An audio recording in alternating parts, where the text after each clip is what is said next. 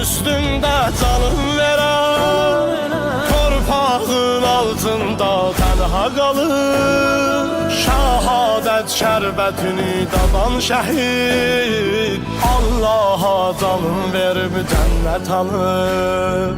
Torpaqlar üstündə canım verən, torpağın altında tənha qalır.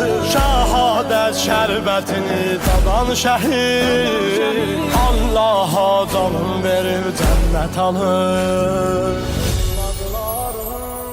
Sensiz qardaş bu qəm mənim qəlbimi yandırdı, Fələk səni qanə boyandırdı, bu dərd məni candan usandırdı.